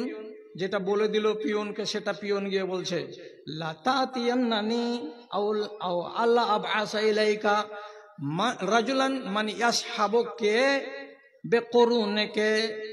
আমি তোমাকে ডেকেছি, চলে এসো। না যদি সহজভাবে এসো এ মহিলা, তাহলে তোমার কাছে আমি এমন একটা লোককে পাঠাবো, যে লোকটা তোমার চুলের ঝুঁটিকে ধরে ছেঁচড়াতে ছেঁচড়াতে আমার দরবারে নিয়ে চলে আসবে, তখন তুমি আমার সামনে আসবে। ভয় লাগে না? কে ডেকে পাঠিয়েছে? আমার নাম হাজ্জাজ। হাজ্জাজ বিন ইউসুফকে জানো না, চিনো না? ও শুধু দেখাবে যে দেখ তোর বেটার কি করেছি আমি। রাগটা ঝাড়বে তার জন্য আব্দুল্লাহ বিন জুবাইরের মাকে ডেকে পাঠাচ্ছে। দ্বিতীয়বার পিয়ন যখন গিয়ে বলল, হয় চলো আর না হয় এমন লোক আসবে যে লোকটা তোমার চুলের ঝুঁটি ধরে নিয়ে যাবে হাজ্জাজের কাছে। কি করবে এবার? ডরে এক পা করে হাঁটতে হাঁটতে শুরু করবে, যেতে রওনা দেবে। হযরত আসমা জোর গলাতে বললেন, আল্লাহর কসম তোমার ডাকে আমি যাব না, হাত্তা তাবআসা ইলাইয়া মান ইয়াসহাবুনি বিকরুনি, অতক্ষণ পর্যন্ত যাব না যতক্ষণ পর্যন্ত তুমি ওই বাহাদুরের বেটা বাহাদুরকে না পাঠাবে আমার কাছে, যেই বাহাদুরের বাচ্চা আমার চুলের ঝুঁটি ধরে আমাকে ছেঁচড়াতে নিয়ে যাবে। দেখি তোমার কত বড় পাওয়ার আছে, দেখি তোমার কত বড় লোক আছে, কে কোন আল্লাহর বান্দা আসবে আর আমার চুলের ঝুঁটি ধরে আমাকে নিয়ে যাবে, আমি তাই দেখবো, তুমি তাকে পাঠাও। মেয়ে ছেলে হলে কি হবে? কলেজাটা কত বড়, তোর লোককে দেখবো আমি, পাঠানা কে আমার চুলের ঝুঁটি ধরে আমাকে নিয়ে যাবে। আমি যেন তেন মানুষ নই, আবু বকর সিদ্দিকের আমি বেটি। এটা কোন মানুষ? উম্মতে মুহাম্মাদীর সর্বশ্রেষ্ঠ মানুষ, তার আমি বেটি। আমি যেন তেন লোক নই। আমাকে তুমি ভয় দেখাচ্ছ চুলের ঝুঁটি ধরে টেনে নিয়ে যাওয়ার? পাঠাও তোমার সেই লোকটাকে, আমি দেখবো যে কে আমার চুলের ঝুঁটিতে হাত লাগাই। হাজ্জাজ বিন ইউসুফ কাবু হয়ে যে শেষের বেলায় নিজে জুতা পায়ে দিয়ে 2-5-4 পা করে হাঁটতে হাঁটতে ওইখানে যে হাজির। আসমাকে ডাকো তো, গলিতে খাড়ো আছে, আসমাকে ডাকো। আসমা গলিতে এলেন, তারপরে ঘটনা সব জানা হলো। জিজ্ঞেস করছে, তোমার বেটার কি হাল করেছে জানো? তোমার বেটার কি হাল করেছি জানো তুমি? এর মতন জাল্লাদ, এর ব্যাপারে ইতিহাস সাক্ষ্য দিয়ে বলছে কাছাকাছি 1 লক্ষ মানুষকে মার্ডার করেছে এই হাজ্জাজ বিন ইউসুফ। এত বড় কাতিল, তার সামনে কথা হচ্ছে মুখামুখি সামনাসামনি, অথচ এই বেটি ছেলেকে আল্লাহ রাব্বুল আলামিন বুকের পাটা কত দিয়েছেন দিনের ব্যাপারে, ধর্মের ব্যাপারে। উনি বলছেন, হ্যাঁ জানি। কি করেছি তোমার বেটাকে? তখন আসমা বললেন, তুমি আমার বেটার দুনিয়াকে বরবাদ করে দিয়েছ, আর আমার বেটা তোমার আখিরাতকে বরবাদ করে দিয়েছে। মাথা মোটা যদি না হও তো কথাটা বুঝে নাও। তুমি যদি আমার বেটাকে না মারতে তো দুনিয়ায় আমার বেটা বেঁচে থাকতো। আমার বেটাকে যখন তুমি মেরে দিলে আমার বেটা শহীদ হয়ে গেল, আর যে শহীদ হয়ে মরবে তার আখিরাত উজ্জ্বল হয়ে যাবে। তাহলে তুমি এমন গাধার গাধা, তুমি এমন অভাগার অভাগা, আমার বাচ্চাকে বেটাকে মেরে দিয়েছো, দিয়ে আমার বাচ্চার আখিরাতের জীবনকে তুমি গড়ে দিয়েছো। তার মানে আমার বেটা শহীদ জান্নাতি, আর তুমি তোমার নিজের জাহান্নামটাকে কিনে নিয়েছো। আমার বেটার জীবনকে তুমি নষ্ট করেছো, আর তোমার আখিরাতকে আমার বেটা নষ্ট করে দিয়েছে। তার মানে আমার বেটাকে মেরে তুমি কোনোদিন কামিয়াব হবে না আখিরাতে। বেড়া মানুষ লাজবাব হয়ে কাচুকুচু করে তাকাইছে। এই বুড়ি মানুষের ফর্মুলাতে যা দেখছি তাতে ও তো শহীদ, আর আমি যে কাতিল হত্যাকারী, তো সেই হিসাবে তো আমার আখিরাত বরবাদ হলো, আর আমি আব্দুল্লাহ বিন জুবাইরের আখিরাতকে বানিয়ে দিলাম। তা আসলে তো আমি আহামক। কিন্তু মুখ ফুটে কিছু কথা বলতে পারে না, কাচুকুচু করে থেকে গেল। তারপরে হযরতে আসমা বলছেন, শুনো একটা কথা বলছি, কথাটাকে শুনো, শোনার পরে এখান থেকে যাও। কি কথা? বলছে, আমার ভগ্নিপতি রহমাতুল্লিল আলামিন আল্লাহ পাকের নবী জানাবে মুহাম্মদুর রাসূলুল্লাহ একদিন বলেছিলেন যে সাকিফ গোত্র থেকে 2টো মানুষ বের হবে। 2টো মানুষ বের হবে। একটা মানুষ হবে চরম মিথ্যাবাদী, এর মতো মিথ্যাবাদী দুনিয়াতে আর কেউ হবে না। আর সেই চরম মিথ্যাবাদী হবে একজন, আর দ্বিতীয় জন আর একটা বের হবে। তার আরবিতে নাম হলো মুবির। তার মানে কি? অন্যায়কারী, জালিম, হত্যাকারী। এমন বড় জালিম হত্যাকারী একটা পয়দা হবে। তা আমি আমার চোখে এতদিন পর্যন্ত দেখে নিয়েছি রাসূলুল্লাহর ইন্তেকালের পরে যেটা বড় মিথ্যাবাদী ওই বংশ থেকে পয়দা হয়েছিল, তার নাম মুসাইলামা কাজ্জাব। ইয়ামামার মাটিতে আত্মপ্রকাশ করেছিল, সে নিজেকে নবী বলে দাবি করেছিল। এবং বহু মানুষকে ফিতনায় ফেলেছিল, এবং ইয়ামামার যুদ্ধে মুসলমানদের এক ঝাঁক মার্ডার হয়ে গেছিল, শহীদ হয়ে গেছিল। এই কুলাঙ্গারের বাচ্চা মিথ্যাবাদী আত্মপ্রকাশ করার কারণে অনেক ক্ষতি হয়েছে মুসলমানদের। তো তাকে তো চোখে দেখে নিয়েছি, একই বংশের লোক মিথ্যাবাদী, কবরে চলে গেছে। আর ওই বংশ থেকে আরেকটা লোক যে পয়দা হবে, সে হবে কাতেল, সে হবে জালেম, সে হবে আততায়ী, সে হবে কুলাঙ্গার। তো ওইটা কে হবে? কে হবে? কে হবে? তো আমি মনে করি সবচাইতে বড় কুলাঙ্গার ওই বংশের তুমি, ওই লোকটা, তুমি ছাড়া আর অন্য কোনো লোক নয়। এত বড় কথা বলে দিয়ে চলে গেল গো চোখের সামনে গো, সবটি ন্যায্য কথা। আর এত বড় বড় কাটা কাটা কথা, হয়তো আমার মতো 5 ফিট উঁচা লোক আর আমার চাইতে যারা মোটা লোক, যাদের সিনা আছে 36 ইঞ্চি, তারা আমাকে দেখতে গেলে হয়তো 10 বার করে হাওয়া ছাড়বে, কথা বলার সাহস পাবে না। কিন্তু একটা মেয়ে ছেলে হয়ে এমন জুরাত, এমন সাহস, এমন বুকের পাটা দেখালেন যে তার সামনে হাজ্জাজ বিন ইউসুফের একটুও খাটলো না। যে দুটা কথা উনি বললেন, কথা দুটা অক্ষরে অক্ষরে মিলে গেল। কাচুকুচু মুখ করে লাজবাব হয়ে বিনা কোনো প্রতিবাদে, আসছি তোকে মারবো বলে, লোক ফিট করছি তোকে শায়েস্তা করবো বলে, এমন কোনো কথা না বলে বোকার মতো উঠে সেখান থেকে চলে গেল। কথা হলো এই, আল্লাহ তাআলা কোরআনে বলছেন, কুলিল হক মির রাব্বিকা ফালা তাকুন মিনাল মুমতারিন। ন্যায্য কথা আল্লাহর পক্ষ থেকে হয়, অতএব হক কথা বলতে গেলে দ্বিধা করতে নাই। কেন? হক কথা বলতে গেলে তোমার শরীরে যদি আঘাত পড়ে যায়, এটাই তোমার জন্য হবে গাওয়াহ। তোমার রক্ত যদি ঝরে যায়, এটাই হবে তোমার কল্যাণের চাবিকাঠি। অতএব হক কথা বলতে কোনো মানুষ যেন দুর্বলতা প্রকাশ না করে। এখন সময় চলে এসেছে আপনাকে পায়জামা ঝেড়ে, লুঙ্গি ঝেড়ে, জামা ঝেড়ে কথা বলার।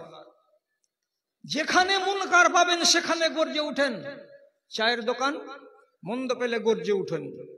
গায়ের ভেতরে হেঁটে যাচ্ছেন, কোন মন্দ দেখতে পাচ্ছেন, গর্জে উঠেন। কোন জালসা গাহে কোন মন্দ হচ্ছে, সাথে সাথে প্রতিবাদ করুন, গর্জে উঠুন। একটা জায়গাকে আপনি ফাঁকা রাখবেন না। কোন একটা জায়গা কেউ ভুল বলছে, তাকে রুখে দিতে হবে সাথে সাথে, দেরি করতে হবে না। দেরি করলেই লল্লা ফাল হয়ে যাবে আর আরেক জায়গাতে গিয়ে গলাবাজি করবে। এই বছরই একটা ঘটনা ঘটেছে এই রসুনগঞ্জের মাটিতে। এমন ফাল হয়েছিল, এই বাংলা পড়া বক্তা, একটা বাংলা পড়া বক্তা হাদিস পড়তে জানে না, আবার অথচ গলাবাজি করে নিজের মতো তর্জমা করছিল। এই বাটনা মাদ্রাসারই প্রধান শিক্ষক ইলিয়াস মৌলভী ওয়াজ চলতে চলতে বলছে থামেন। এত ভাইরাল হলো যে বুধা দেখলো আর বুধি দেখলো, বুড়া দেখলো আর বুড়ি দেখলো, ছুড়া দেখলো, ছুরি দেখলো, হিন্দু দেখলো, মুসলমান দেখলো, পশ্চিম বাংলা দেখলো, বাংলাদেশ দেখলো, নেপাল দেখলো, বিহার দেখলো, সারা পৃথিবীর লোক দেখলো যে এইভাবে একে। টাইম চলে এসেছে, মন্দ দেখলেই গর্জে উঠতে হবে। মন্দ দেখতে পান, মোড়লের একা বলছি গর্জে উঠুন। আর আপনি যদি গর্জে না উঠেন, আপনি যদি প্রতিবাদ না করেন, তাহলে কিয়ামতের দিন কিন্তু শাস্তি আছে। আমি ওয়াজ করব না, আমার ওয়াজের টাইম শেষ। কিয়ামতের দিন একগুলো লোককে আল্লাহ রাব্বুল আলামিন সুরাইয়া নক্ষত্রের সাথে মোটা রশি দিয়ে আপনার চুলের ঝুঁটির সঙ্গে গিরা লাগিয়ে দিয়ে ঝুলিয়ে দিবেন, দিয়ে বলবেন তোরা সব দোলনার মতো দোলে থাক। গামারের কাছে যেমন ছেলে পিলে কি করে, ঝুল্লু লটকায় আর এদিক আর ওদিক দোলনা দোলে, কিয়ামতের দিন একগুলো লোককে আল্লাহ তাআলা এরকম দোলনা দোলাবেন, চুলের ঝুঁটিতে দড়ি বেঁধে দিয়ে সুরাইয়া নক্ষত্রে ঝুলিয়ে দিয়ে। আপনি বলুন মজা লাগবে না ঠেলা লাগবে? কাদেরকে করা হবে এইটা? ওদেরকে করা হবে যারা দায়িত্বশীল, যারা দায়িত্ব পেয়েছিল সমাজের, যারা মোড়ল, যারা মাতব্বর, যারা সর্দার, যাদেরকে না হতে গেলে সমাজের একটা কোনো বিচার ব্যবস্থা বিচার হয়নি, সালিশ হয়নি। এই মানুষ যদি কি করে, নিজের দায়িত্বে খেয়ানত করে, কিয়ামতের দিন এত বড় শাস্তি তার জন্য লেখা আছে। দাদারা আমার, ভাইয়েরা আমার, আল্লাহ আপনাদের তৌফিক দিক, আল্লাহ আপনাদেরকে গর্জে উঠার মতো মন মানসিকতা দিক। আপনারা ভালো কাজের জন্য একটুখানি বলিষ্ঠ হয়ে উঠেন, আপনাদের জন্য এটাই দোয়া রইল।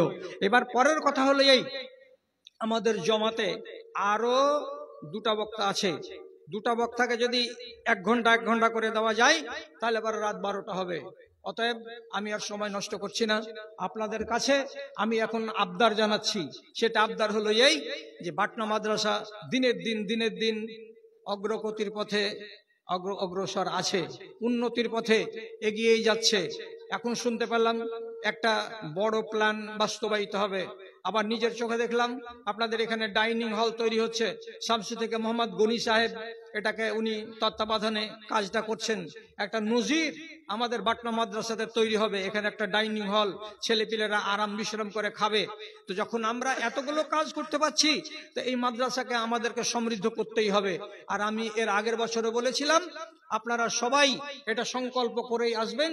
বছরের মাথায় আমাকে আমার নারীর টান আছে যে মাদ্রাসার সঙ্গে, আমার বাপের যার সম্পর্ক ছিল যেই মাদ্রাসার সঙ্গে, সেই মাদ্রাসার আমরা হলাম এক একটা সদস্য। আমাদেরকে তার সঙ্গে মুহাব্বত। আল্লাহুম্মা মালিকাল মুলক। তাহের তাহের আসতে গেলে ভালো লক্ষণ। কত আছে? আর 2 হাট। আর 3 জনকে না পেতে গেলে 2 জনকে অবশ্যই নিতেন। আবু বকর থাকতেন আর হযরত ওমর রাদিয়াল্লাহু তাআলা আনহুমা থাকতেন। কবরে এই 2 জনই আল্লাহ রাসূলের কাছে আছে। জীবন সঙ্গী ছিলেন, ছায়া সঙ্গী হয়ে ডানে আর বামে। মরে যাওয়ার পরেও এই 2 জন ছায়া সঙ্গী আল্লাহ রাসূলের কবরের পাশে, নবীর কবরাতে হযরত আয়েশার কবরের ভিতরে ওনারা শায়িত আছেন। তো এই জোড়া আবু তাহেরের একটা জোড়া বানাবো। এমন একজন লোক, এমন একটা ভাই, আল্লাহর ওয়াস্তে এদিকে আসুন, যার কাছ থেকে আমি পাবো 10,000 টাকা। দেওয়ার মতো অনেক লোক আছেন। সময় নিয়েন না, যত আপনি সময় নেবেন তত আমাদের জালসার টাইমটা একটু বেটাইম হয়ে যাবে। তো তাড়াতাড়ি করুন। আল্লাহ, কেউ আসছে? কেউ আসছে কি? অনেক অনেক লোক তো আসছে ডানি আর বামে, চেনা আর অচেনা। আশা করা যায় যে কোনো একটা লোক এর ভেতর থেকে বেরিয়ে যাবে, যে লোকটা বলবে যে আমি 10,000 টাকা দেব। তোমার আদেশে দিন চলে যায়। ও আর কে আসবে ওর খালেদু ভাই ছাড়া? আপনার ছোট ভাই এসে 15,000। মাশাআল্লাহ মাশাআল্লাহ আলহামদুলিল্লাহ। এটা আমার খালার বেটা। আমার খালা 1 মাস হলো মারা গেছে। তো শুধু কথার খালা নয়, এর মা আর আমার মা আপন চাচাতো বোন। এই বাসেদ হাজি আর উসমান মোড়ল হাজির বংশ থেকে সব কবরে চলে গেছে, একটা এখন আমার মা বেঁচে আছে। আর এই পিঢ়িতে ছিল রফিকের মা, এটা 1 মাস হলো চলে গেছে। একটা আছে এখন আমার মা। আল্লাহ কতদিন রাখে। তো ছোট ভাই বলছে 15,000 টাকা নগদে দান। আলহামদুলিল্লাহ আলহামদুলিল্লাহ মাশাআল্লাহ। যতটি উদ্দেশ্য লুকায়িত আছে সেটি ব্যক্ত হবে, এবং সেটা ব্যক্ত নাও হতে পারে। আমরা দোয়াতে শরীক করে নেব তাকে। বাহারালের? আচ্ছা আচ্ছা। বাহারাল থেকে এখন সমাজসেবী নামেই পরিচিত এই মোহাম্মদ ইয়াসিন, ও দিয়ে পাঠিয়েছে 25,000 টাকার চেক। মাশাআল্লাহ, এটাকে সংরক্ষণ করো ইলিয়াস। তা এদিকে হয়ে গেল রফিকের মারফতে 15,000 ওর নিজের, আর 25,000 টাকা হলো মোহাম্মদ ইয়াসিনের কাছ থেকে দান। মাশাআল্লাহ আলহামদুলিল্লাহ জাযাকাল্লাহ। আল্লাহুম্মা আইয়িদহুমা বিল ইলমি ওয়াল হিলম ওয়া যায়্যিনহুমা বিল ঈমানি ওয়াত তাকওয়া ওয়া লা তুআররিজহুমা বিল ফিতানি ইয়া রাব্বাল আলামিন আমিন। আচ্ছা, আর এক থেকে আসবেন যিনি বলবেন আমি 5,000 টাকা দেব, কমিয়ে দিলাম 5,000 টাকার। আমি চিনি রামপুরাতে এরকম লোক আছে, বাটনাতে এরকম লোক আছে, বম্পালে এরকম লোক আছে, আন্ধারুতে এরকম লোক আছে, যারা যে কোনো টাইমে পাশা পকেটে হাত দিতে গেলে 5,000 টাকা বেরিয়ে যাবে। মানুষেরা জমা করে দিচ্ছে মাদ্রাসার নামে। কালকে কি শুনতে পাবো যে আপনাদের মাদ্রাসা বাটনার নামে গতকালকে অর্থাৎ আজকের রাত্রিতে আপনারা কালেকশন দিয়েছেন এত টাকা যে 20 লক্ষ টাকাকে এক্সিড করে গেছে। যদি শুনতে পাই তো 10 বার আলহামদুলিল্লাহ পড়বো। আল্লাহ রাব্বুল আলামিন মাদ্রাসার উপরে মেহেরবান হয়েছে তুমি, যে এখানকার লোক সজাগ। 20 লক্ষ টাকা আপনারা দিয়ে দিয়েছেন, জানি না কতদূর গেছে দান। এখন আপনাদেরকে ডাকছি, প্রত্যেকটা মানুষকে ডাকছি, প্রত্যেকটা মানুষকে ডাকছি। 2 জনকে ডাকছি 5,000 নিয়ে, আর বাদ বাকি লোকটিকে ডাকছি 500 টাকা করে নিয়ে। আসুন উঠেন, খাড়ো হন, আল্লাহর রাস্তে খাড়ো হন। ওই ব্যাগে 100 টাকা দিয়ে দিবেন, আর দেওয়ার পরে দায় সারবেন। আপনি এটা বাটনা মাদ্রাসার প্রতিবেশী নন। আপনাকে আমি বাটনা মাদ্রাসার ন্যায্য প্রতিবেশী মনে করি না। আপনি একটা পুরুষ মানুষ। যদি আপনাকে আল্লাহ রাব্বুল আলামিন এই সামর্থ্য দিয়ে থাকেন, কতটি আছে? 5,000। বাড়ি কোথায়? গুঞ্জরক। আলহামদুলিল্লাহ।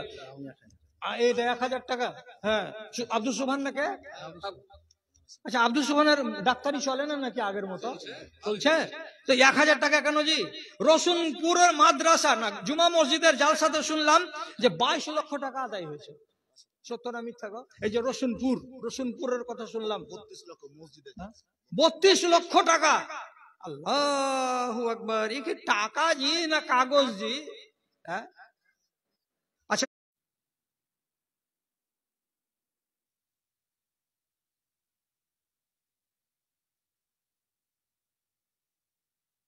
500 টাকা দান, এ দান মঞ্জুর করো বাক্সবান। আমার খালা এখানে দিয়েছিল, তারপরে এখানে এসে একখানা সুজি নিয়ে 200 টাকা পাঠাইল। ইহকাল পরকাল করো গো মঙ্গল, ওহি আল্লাহ দয়াময় মেহের করিবে, দানকারী দানকে কবুল করিবে, আমিন আমিন। আর একজন দিল 250 টাকা, আল্লাহ তুমি তার প্রতি সখা তারা দেখো সত্য পথে রেখা, আমিন। জি, ধান ধান লেখান লেখান। হ্যাঁ, 50 কিলো। বাড়ি কোথায়? বাড়ি বামপাল। আলহামদুলিল্লাহ, মাশাআল্লাহ। ওখানে নামটা লেখান তো দিকে যায়। আলহামদুলিল্লাহ, আমার বড় ভাই 50 কিলো ধান লেখে দিল মাদ্রাসা নামে দান, কবুল করো তুমি বাক্সবান, মিটার মনে আরমান। আরেকজন দিল 500 টাকা, আল্লাহ তুমি তাদের প্রতি সখা, আমিন। আরেকজন আমার ভাই এখানে আসিয়া 500 টাকা দান দিল তোমারও লাগিয়া, ওহি আল্লাহ দয়াময় বাক্সবান মিটিয়া তাদের মনে আরমান, আমিন আমিন বেরহমত কা ইয়া আরহামার রাহিমিন। রূপে ভরা দুনিয়াটা দেখতে কত ভালো, দেখবো যে তাই। এটা মুখ দেখি বাকার ও জ্বালা। আচ্ছা, দেখবো যে তাই চোখে তুমি দিলে আমার আলো, তুমি দিলে আমার আলো, অনেক দেখি আলো বিহীন, একই তোমার শান, ওগো আল্লাহ মেহেরবান। মুজাফফর মুলবি, নেপাল থেকে। আচ্ছা, আলহামদুলিল্লাহ, 500 টাকা দান, কবুল করো বাক্সুভান, মিটে দা তোমার আরমান, ওহি আল্লাহ দয়াময় দয়া যে করিবে, দানকারী দানকে তুমি কবুল করিবে, আমিন আমিন। হ্যাঁ, আচ্ছা আচ্ছা, 4000 টাকা। আলহামদুলিল্লাহ, মাশাআল্লাহ। আমাদের মাদ্রাসার একনিষ্ঠ কর্মী এ ভাই সাহেব রসুনগঞ্জ থেকে এসে 4000 টাকা দান, কবুল করো বাক্সবান, আজিবিল বাস রব্বান নাস ইশফান্দা শাফি লা শিফা ইল্লা শিফাউকা শিফাআন লা ইউগাদিরু সাকামা। পরওয়ারদিগার, তোমার বান্দা বান্দীদেরকে লম্বা চড়া আজমা শরীয় না, আল্লাহ তুমি স্বাস্থ্যবান করে তুলো, আমিন। তোমার নানুর নামে 200 টাকা ছোট্ট মেয়ে ছেলে দিল দান, কবুল করো বাক্সবান, মিটামনে আরমান, আমিন। মাও নেই বাবাও নেই, এই জিনিস দুটা তোমারই না, দু বোনের। আলহামদুলিল্লাহ, মাও নেই বাবা নেই, তার জন্য 2 বোনে মিলে একটা সোনার এবং একটা চাঁদির। আল্লাহুম্মা গফির লাহুমা ওয়ারহামহুমা ওয়াফিহুমা ওয়াকরিম নুজুলাহুমা ওয়াসিমাত খালাহুমা, আমিন আমিন বিরহমাতিকা ইয়া আরহামার রাহিমিন। আলহামদুলিল্লাহ, আমার ভাইজান, জি আমার ভাইজান এখানে এসে একটা বাংলা কোরআন মাজিদ করে গেলেন দান। এটা বাংলা নাকি? এটা বাংলা আছে না? বাজার থেকে উর্দু আছে, বাজার থেকে কিনে নিতে হচ্ছে। আচ্ছা আচ্ছা, আলহামদুলিল্লাহ, 500 টাকা দিয়েছেন এবং একটা কোরআন মাজিদ করলেন দান, এ দান মঞ্জুর করো বাক্সবান। আমার বহিন বেটি এখানে এসে দিল 500 টাকা, আল্লাহ তুমি তার প্রতি হয়ে যাও সখা, তারে দেখো সত্য পথের রেখা, আমিন আমিন। এই ছেলেটা চ্যানেল ওয়ালা, হট এখান থেকে, লোককে আসতে দাদা। আলহামদুলিল্লাহ, বাবা মারা গেছে, তার জন্য আমার খালা 500 টাকা দান করেছে। আল্লাহুম্মা গফির লাহুম ওয়ারহামহুম ওয়াফিহুম ওয়াফু আনহুম রব্বানা তাকাব্বাল মিন্না ইন্নাকা আনতাস সামিউল আলিম, আমিন আমিন বিরহমাতিকা ইয়া আরহামার রাহিমিন। মাটার ঘাট বলে নেই কোনো ভেদাভেদ, অপরাধ চারিদিকে করে থই থই, প্রদীপটি হাতে নিয়ে খুঁজি আমি দাঁড়ে দাঁড়ে, হায় রে কোরআনের দুনিয়াটা কই, ইমানের দুনিয়াটা কই। যারা দূরের লোক বসে আছেন, আপনারা 500 টাকার কথাগুলো বললাম তো আইলেন না? যে নানি অসুস্থ আছে, ও তোমার নানি এখন আছে বেঁচে? আচ্ছা, আলহামদুলিল্লাহ, মাশাআল্লাহ। এই ছেলের নানি অসুস্থ আছে, তার জন্য 400 টাকা 700 টাকা দান, এ দান মঞ্জুর করো বাক্সবান, আজিবিল বাস রব্বান নাস ইশফান্দা শাফি লা শিফা ইল্লা শিফাউকা শিফাআন লা ইউগাদিরু সাকামা। হ্যাঁ, তোমার দিদি দিলে, এই ছেলের দিদি দিয়ে পাঠালো 500 টাকা, আল্লাহ তুমি তার প্রতি সখা, তারে দেখো সত্যবাদের রেখা। আরেকজন আমার ভাই কানাসিয়া 500 টাকা দান দিল তোমারও লাগিয়া, ওহে আল্লাহ দয়াময় পাক সুবহান, মিটাও ভাইয়ের মনে আরমান, আমিন আমিন আমিন। এই দূরের লোকটির কাছ থেকে একটাও দান আসছে না। এই দূরের লোকটির কাছ থেকে আপনারা ওখান থেকে কেউ যে আনবে, যে এই জায়গা থেকে এলো, তো আপনারা বনডাঙ্গা, তো বনডাঙ্গাতেই থেকে গেলেন, যে কিছু যে দিতে চাইছেন না। যতটি লোক আছেন আপনারাকে বাৎসরিক দান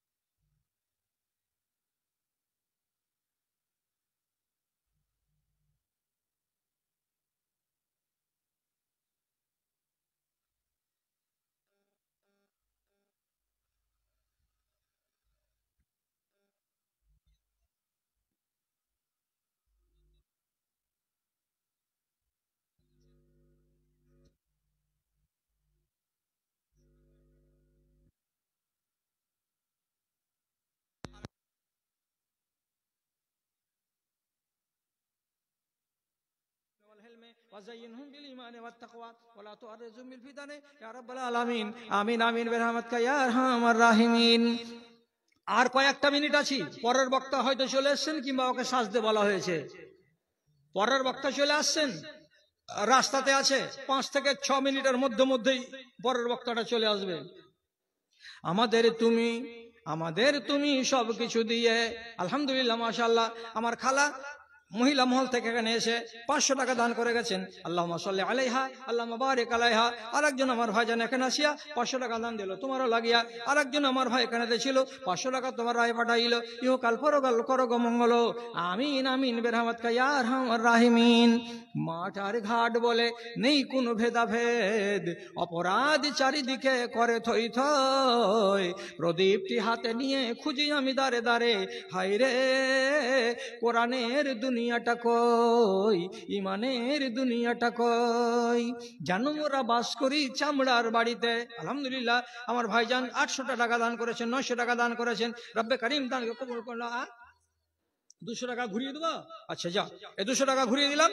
এবার তোর ফুফাইতো বোনের কাছ থেকে টাকা নিয়ে মৌলভী সাহেব টাকা চেয়েছে, জলদি যাও, তোমার আদেশে দিন চলে যায়। আরেকজন আমার ভাইজান 500 টাকা, মাশাআল্লাহ আলহামদুলিল্লাহ জাযাকাল্লাহ।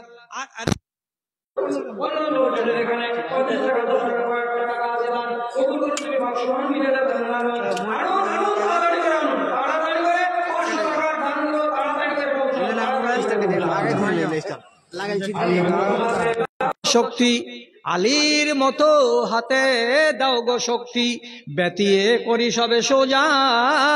ধর্মের ঋণ শোধ করে দিয়ে হালকা করি মোর বোঝা, হালকা করি মোর বোঝা।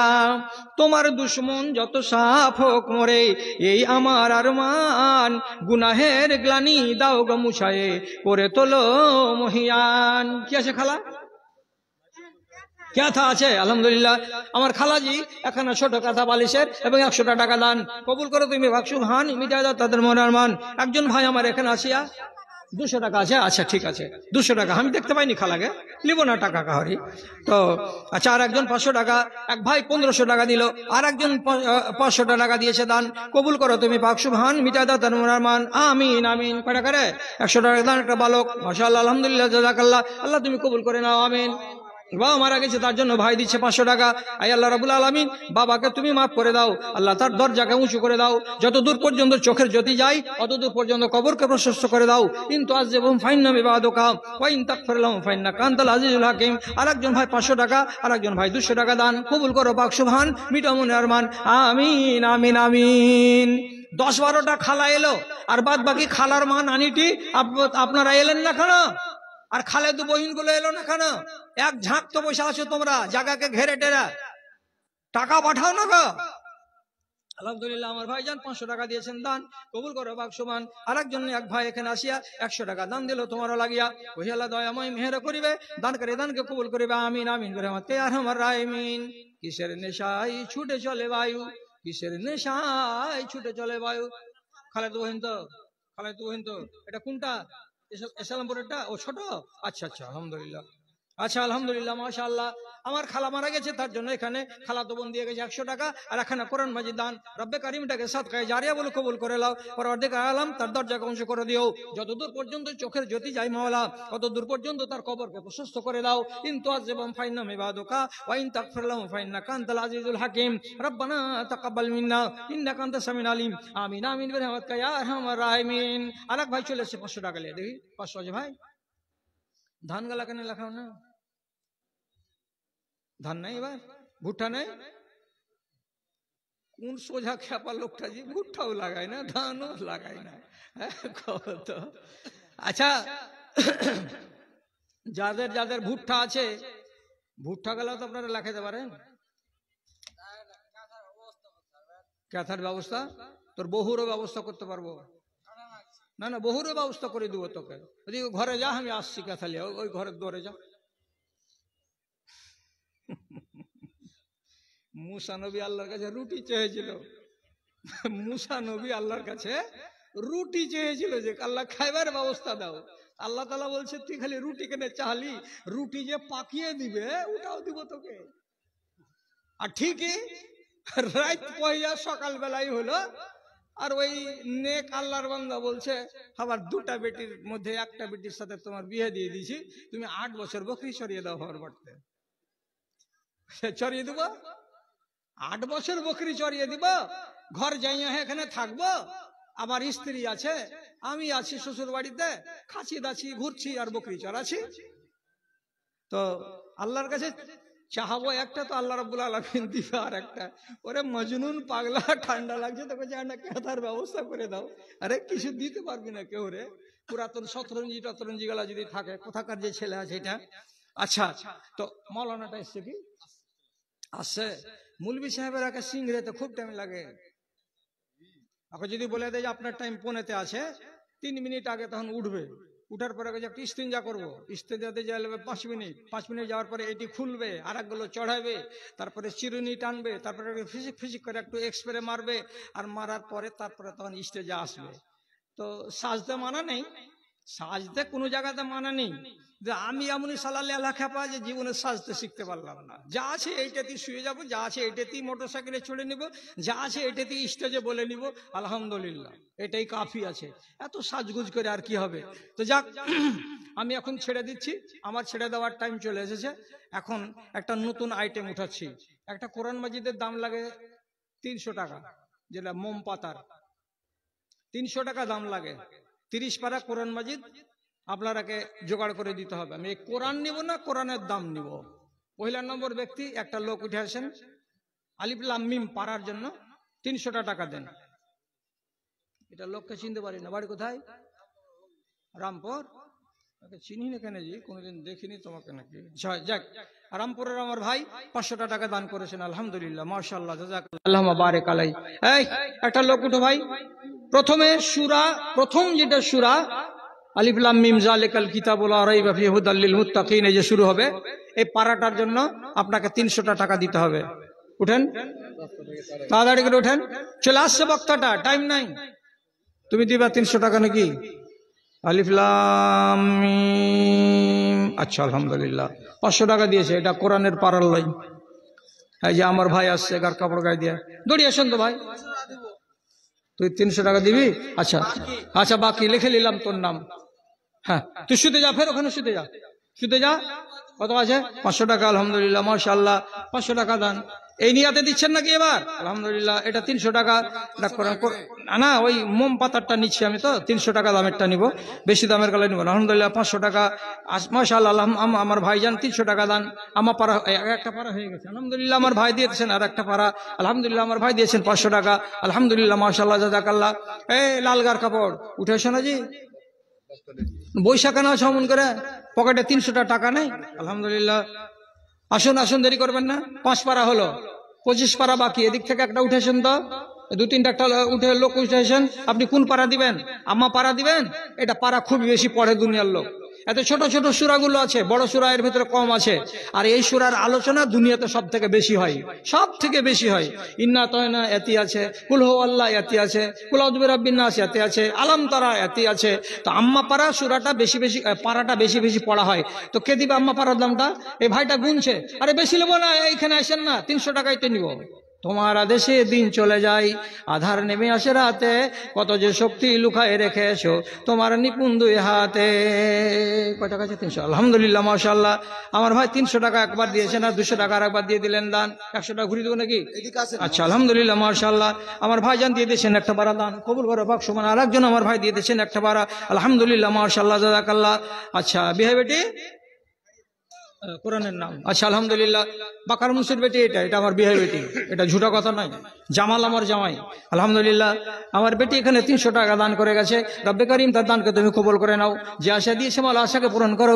রব্বানা তাকাব্বাল মিন্না ইন্নাকা আনতাস সামিউল আলিম, আমিন আমিন বিরহমাতিকা ইয়া আরহামার রাহিমিন। দৌড়া না হে ভাই, দৌড়া না হে, বক্তা যে চলে এসছে, হ্যাঁ তাড়াতাড়ি করো। আরো এখনো 18 পারা আছে, 17 পারা হলো, আলহামদুলিল্লাহ, মাশাআল্লাহ। আমার ভাই 200 টাকা বাকি দেবো, আলহামদুলিল্লাহ। বাইচা থাক ভাই, বাইচা থাক, তোর লাগে আরো দোয়া করবো। এটা তো 200 টাকা ঘুরিয়ে দেবো, আলহামদুলিল্লাহ, 2টা হয়ে গেল।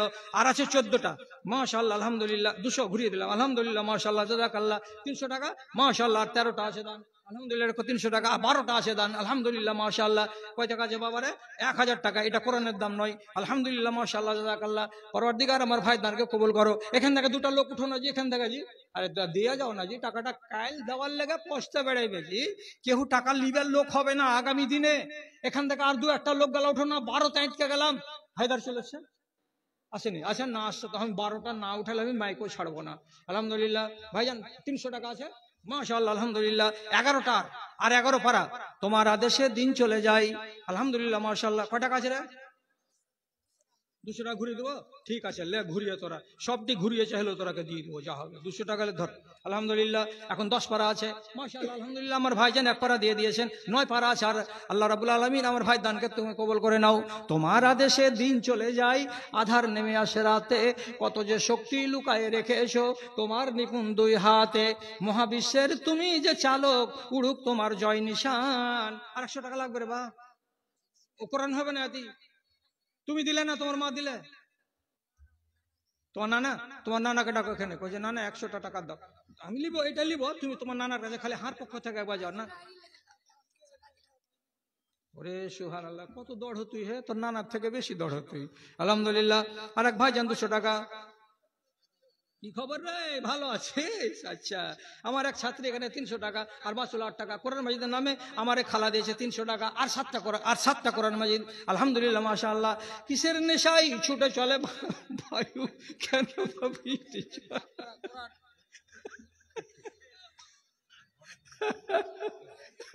তুই যদি প্রত্যেক জালসাতে হাসতে থাকিস তো তোর খরচা আমি দেবো। একদম 1 পারা কোরআন লেখালা জি। আলহামদুলিল্লাহ আমার ভাই দিয়েছেন 500 টাকা দান, কবুল করো পাক সুবহান। দিয়ে দিলে 100 টাকা। এই কথা হলো খেপা, তুই আগে ডরাছিস আর তোর নানা ডরাই না। 6 পারা আর 2 মিনিটের ভেতরে চলে আসবে 6 পারা। কে খালা? বিয়ে বেটি, ও এটা বড়টা। আলহামদুলিল্লাহ। কেউ যখন চালা করে না তখন আর বিয়ে বেটিটা আসছে, যাহা রায় দিয়ে হাত তাহলে বেইজ্জত করে কি হবে। ছোট বিয়ে বেটি দিলে 1খানা কোরআন মাজিদের দাম, আর বড় বিয়ে বেটি দিয়ে দিলে 8খানা কোরআন মাজিদের দাম, আর থাকলো 5 খান। কিছু ভাই তুমি কি দিবা? 300। আলহামদুলিল্লাহ 4খানা থাকলো। মা লাগো, তোমার বান্দারা আমার ডাকে সাড়া দিয়েছে, আয় আল্লাহ তাদের ডাকে তুমিও সাড়া দাও। পরওয়ারদিগার যে আসে তারা দান করছে, আল্লাহ তুমি তাদের আশাকে পূরণ করো। আলহামদুলিল্লাহ আমার বড় ভাই এখানে কোনখান থেকে এসে একটা কোরআন মাজিদ মোম পাতার দিবে 300 টাকা দান। আল্লাহ তুমি দানকে কবুল করে নাও। আর মাত্র আছে 3খানা, আর মাত্র আছে 3খানা। কেলিবি তাড়াতাড়ি করে আয়, তাড়াতাড়ি করে আয়। আলহামদুলিল্লাহ। বাড়ি কোথায়? কোরআনের না এমনি দান? এমনি দান তো 600 টাকা, আর 3খানা আছে। আইনবাজি ভাই তুমি দিবা নাকি? মাশাআল্লাহ আলহামদুলিল্লাহ। কিসের নেশা এই ছুটে চলে বায়ু, এটা কিসের? এমনি দান, এমনি দান এটা। আচ্ছা আচ্ছা আলহামদুলিল্লাহ। আমার ভাই 600 টাকা 2টা কোরআনের দাম। আর মাসুল কয়টা? 2টা না 1টা? আর 2টা, আর 2টা ভুল বলো নাকি? 2টা।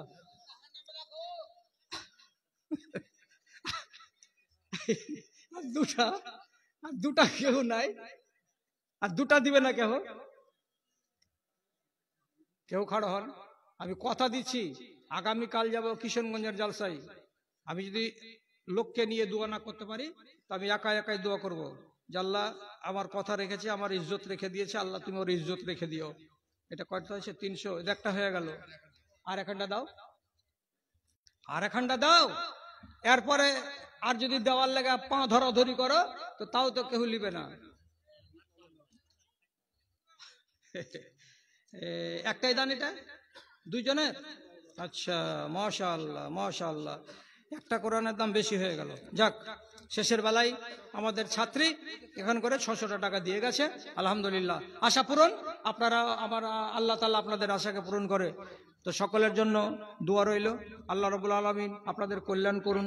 আল্লাহ রাব্বুল আলামিন আপনাদের বাপ মা দাদু দাদি নানি সকল যারা কবরবাসী হয়েছে তাদের রুহের মাগফিরাত করুন। চরখি, এই বাড়ি চরখি? বাড়ি কোনটা? চরখি বনডাঙ্গা। আচ্ছা, আল্লাহ তাআলা আপনাদের মঙ্গল করুন, আপনাদের সর্বার সুখ এবং শান্তি আল্লাহ রাব্বুল আলামিনের কাছে কামনা করছি। আল্লাহ আপনাদের ভালো করুন। একটা করে দান, মানে এক একজনের 3জনের 3-500 হলো, আর একজনের 4-500 হয়ে গেল। তো মৌলভী নুরুল ইসলাম চারজনের পক্ষ থেকে 500 করে 2000 টাকা দান করেছেন। আল্লাহুম্মা সাল্লি আলাই, আল্লাহুম্মা বারিক আলাই। পরওয়ারদিগার, এদের দানগুলোকে তুমি গ্রহণ করো, যে আশা দিয়েছে আল্লাহ তাদের আশাকে পূরণ করো। আজকের মতো, এই বছরের মতো আরেকটা চা দাও, ধর চা খা। চা খা না তুই, টাকা আচ্ছা চা খাচ্ছি। তুই কাল যাবি হাসপাতালে চাকুলিয়া, দেখ 2 টাকা পৌঁছিস, ফাইজলামো করিস না। এদের 2 টাকা ধর,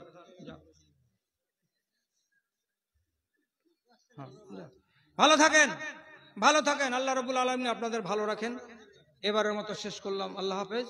আমার ভাইজান শেষে 500 টাকা দিলেন। আল্লাহুম্মা সাল্লি আলাই, আল্লাহুম্মা বারিক আলাই। আসসালামু আলাইকুম ওয়া রাহমাতুল্লাহি ওয়া বারাকাতুহু।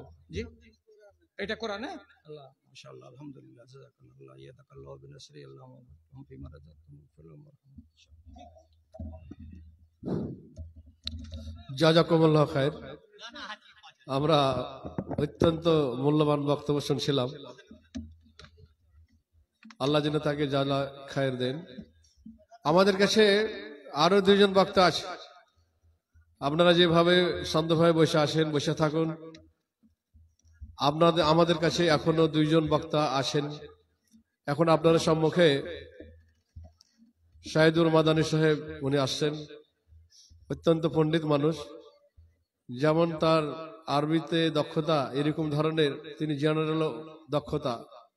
অত্যন্ত উনি মূল্যবান বক্তব্য রাখবেন। আমি আশা করি আপনারা এদিক ওদিক না গিয়ে, গন্ডগোল না করে ধীর স্থির ভাবে বসে থাকুন। এরপরেও আমাদের বক্তা আছে।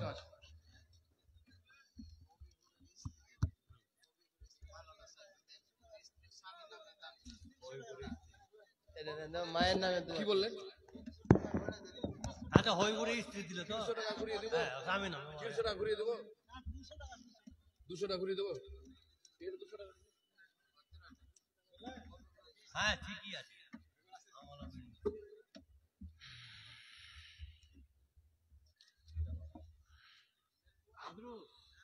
সভাপতি আপনার সভাপতি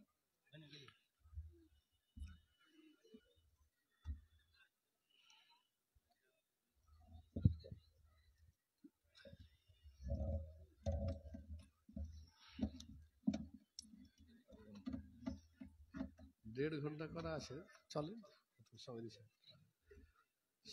11:30।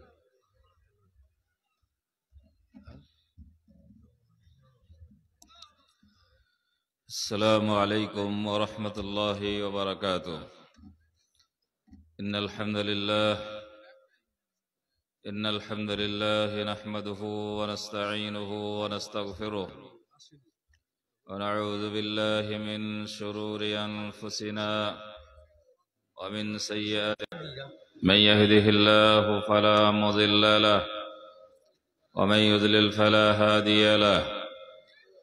وأشهد أن لا إله إلا الله وحده لا شريك له وأشهد أن محمدا عبده ورسوله. أما بعد، فإن خير الحديث كتاب الله وخير الهدي هدي محمد صلى الله عليه وسلم وشر الأمور محدثاتها وكل